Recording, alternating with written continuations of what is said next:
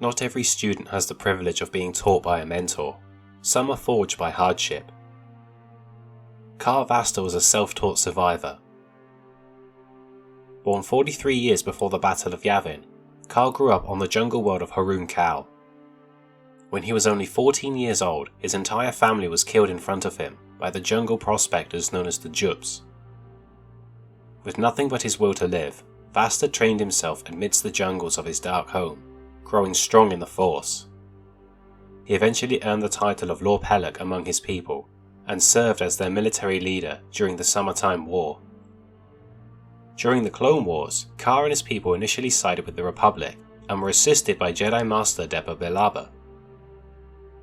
However, with each victory, Depa's mental state would darken to the point of being unstable. The Jedi Council dispatched Mace Windu to resolve the issue.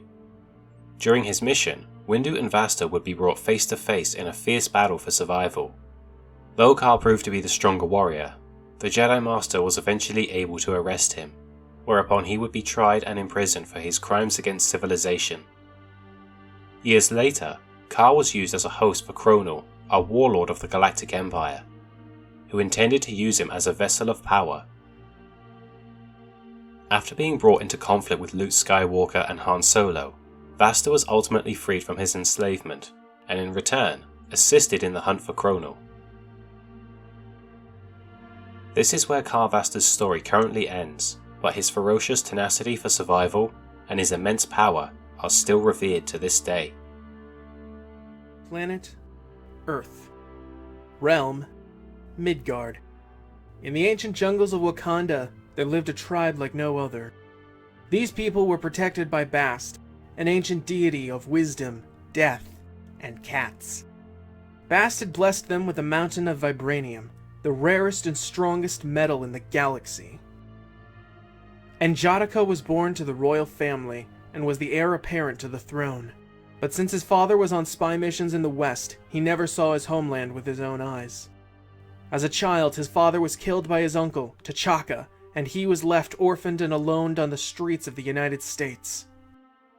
He spent his childhood and teen years preparing for his mission to reclaim his throne. He joined the military under the name Erik Stevens, but his fellow soldiers quickly gave him the name Killmonger, simply for his high body count on the field. After killing Claw, a man who had stolen vibranium and evaded Wakandan justice for decades, Killmonger revealed himself to the royal family and defeated his cousin T'Challa in a duel. As the new king, Erik declared war on the rest of the world, seeking to arm his brothers for a crusade against all of his perceived enemies. His plan ultimately failed when T'Challa returned and killed him in a rematch, but it was his ideals that inspired the Wakandans to reveal their true strength and share their resources with the rest of the world, as well as assist in the upcoming Infinity Wars. For this collaboration with Your Average Joe, we'll be pitting Karl Vastor from Star Wars Legends continuity against Erik Killmonger from the Marvel Cinematic Universe, in a clash of mettle and vicious determination. Let's begin. Round 1.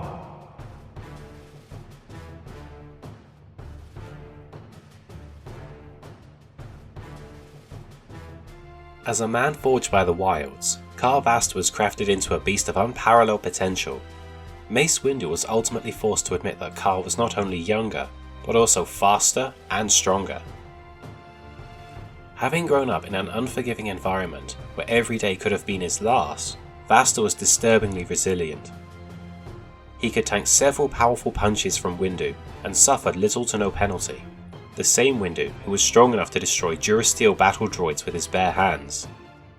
Likewise, he's withstood a massive stone of slab slamming into his head and continued to fight afterwards, and managed to will himself through the effects of Mace strangling him with a grip leaf trailer. Aside from being stronger than the Jedi Master, Karl has also demonstrated his own strength by slamming Windu into the ground with enough force to shake meter-thick llama trees, employing palm strikes with enough force to outright kill, gripping Mace in an unbreakable bear hug, and even manhandling Luke Skywalker. The same Luke Skywalker who was said to have equal strength to Darth Vader. In addition to being faster than Mace, Carl was quick enough to deflect several slug rounds travelling at hypersonic speeds, and could sprint with the speed and force akin to that of a missile.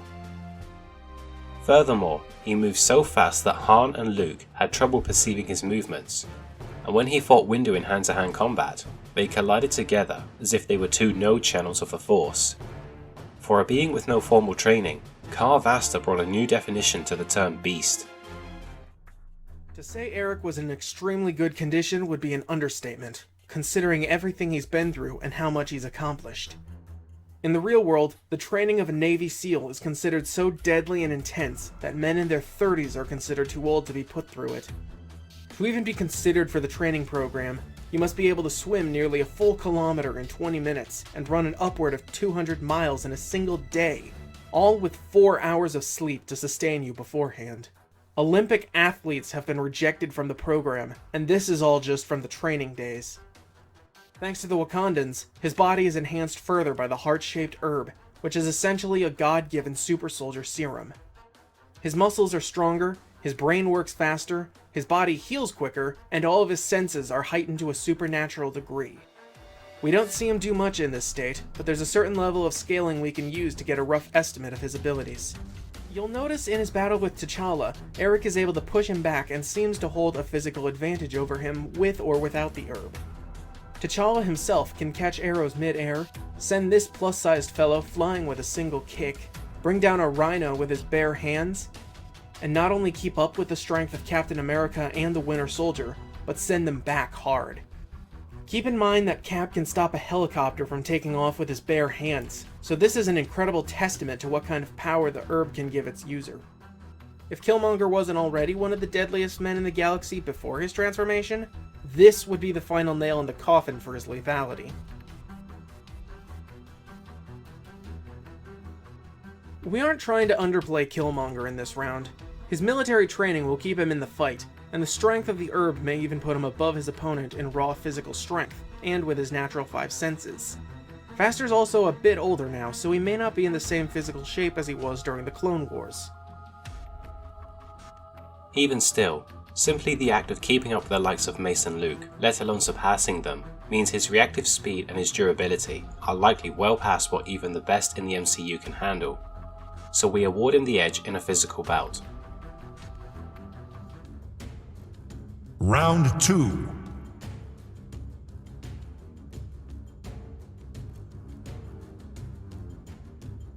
As a jungle warrior, Carl Vastor didn't have much in the way of formal training, yet this only seemed to make him all the more dangerous, as Mace Windu considered him to be one of the most dangerous men in the galaxy. He was trained in the use of vibro shields and bladed weapons. Vastor's skill with these weapons was so fierce that Mace believed he would have lost their fight if they had fought shield to saber. Mace was regarded as the second greatest duelist of the Jedi Order, second only to Master Yoda, so for Carl to be put on Windu's scale speaks volumes. Vastor was also a remarkable hand-to-hand combatant. Although Mace was already tired at the start of their contest, he admitted that he couldn't have beaten Carl on his best day. Described to be all teeth and claws, Vastor fought as a ruthless, yet skilled savage. He would target areas of vulnerability, such as when he sank his teeth into Windu's neck upon trapping him in the bear hug. And he was exceptionally talented at rolling from the hits of his opponents to keep his momentum going, much like how we've seen Obi-Wan Kenobi do so against the likes of Maul and Vader. He's also proven to be an effective military leader, leading his people to victory in several wartime skirmishes. In conclusion, Carl Vastor may not have had a traditional form of training, yet the wilds of his unforgiving homeworld moulded him into one of the most rigid warriors the galaxy had ever seen.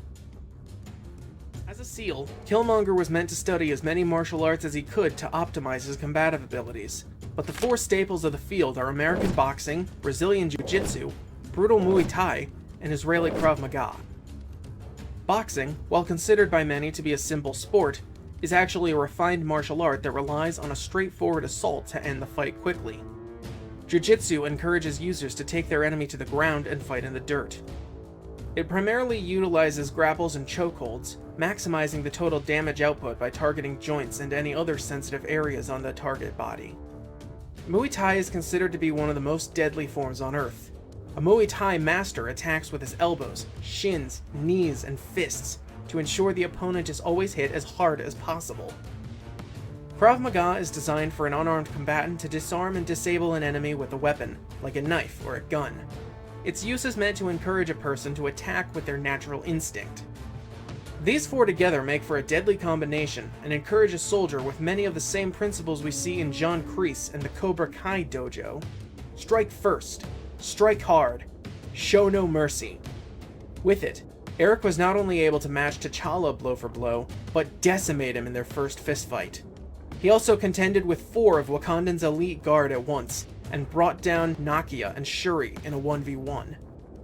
The only one in the film who seems to give him trouble is T'Challa, who is an equal at best, if not slightly inferior. Both combatants have gone against the best their worlds have to offer. Matching Mace in a fistfight says wonders about Vastor's martial skill.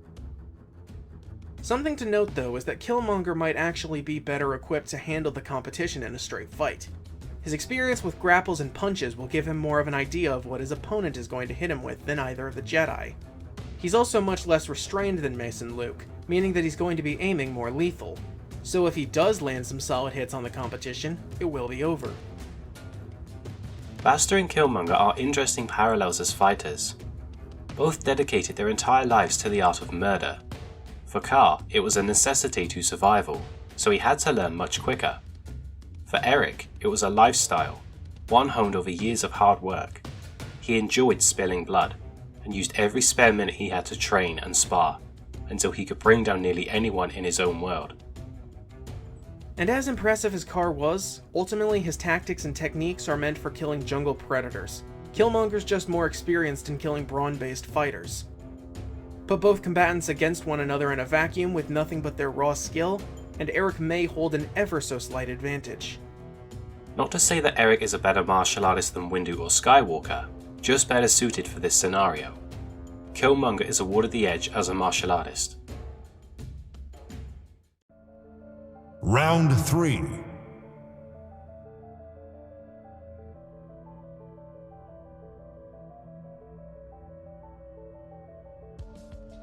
Vastor wielded a pair of custom vibro shields.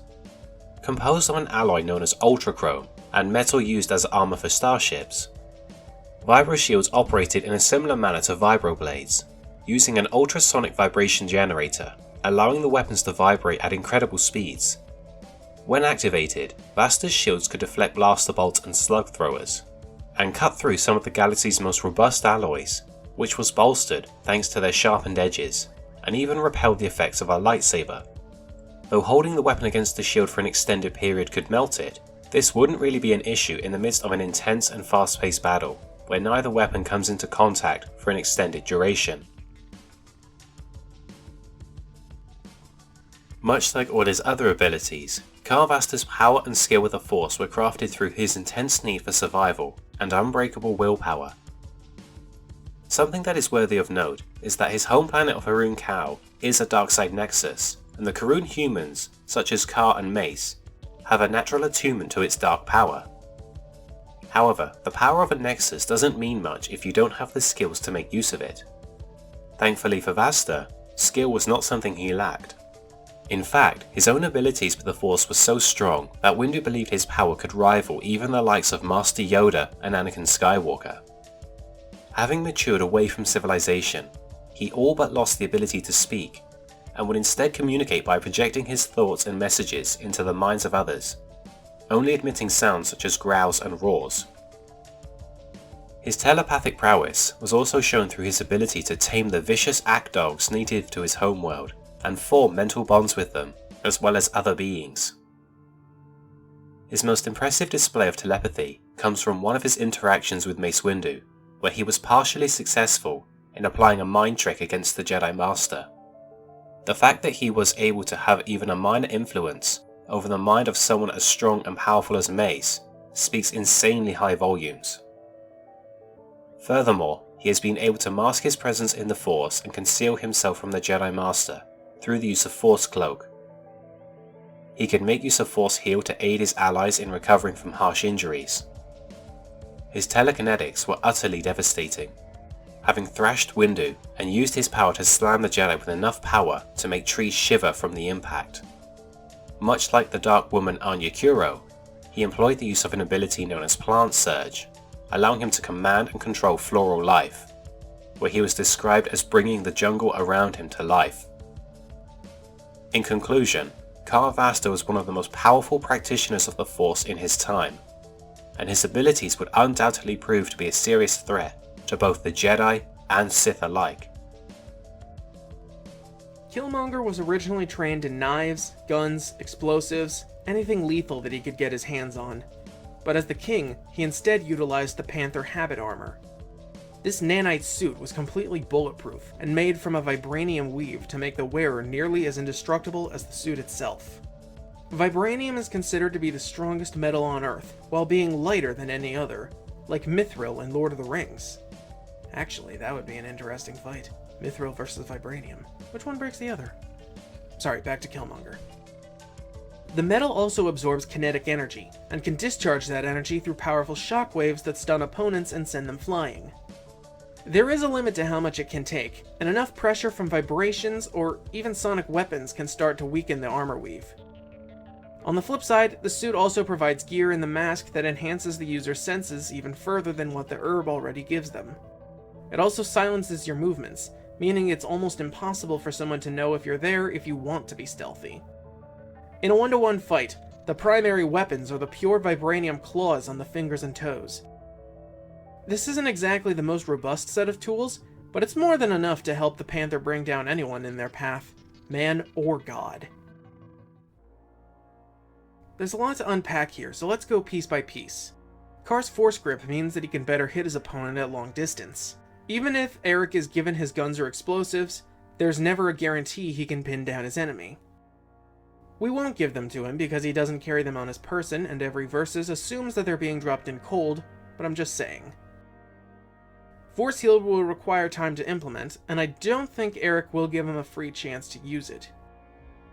Erik also has a slight natural healing factor thanks to the heart-shaped herb, so that's just another thing that they both have access to.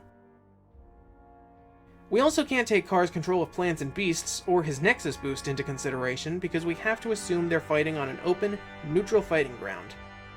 On the other hand, I doubt the mind trick will work particularly well on someone like Erik, but there is a chance it'll give Car an opening to do a lethal blow. But that opening won't mean anything if he can't touch him. Killmonger is completely protected top to bottom. Vastor's head and torso are still completely exposed. There's no way to tell whether Ultra Chrome matches up to Vibranium, because they are both practically unobtainium to their universes. We know that they both absorb energy and falter when overloaded, but we have no proper estimate on how much force is needed to bring them down.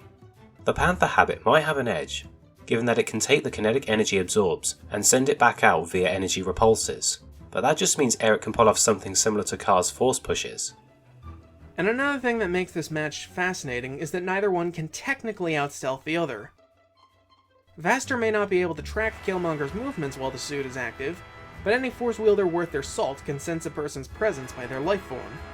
Flip side, Erik's enhanced senses are likely to keep tabs on where Vastor is, and a force cloak isn't exactly going to change that. Again, an impasse. We cannot in good conscience give either one the edge in this category. Vastor and Killmonger are declared as equals in armament and special abilities. Final round.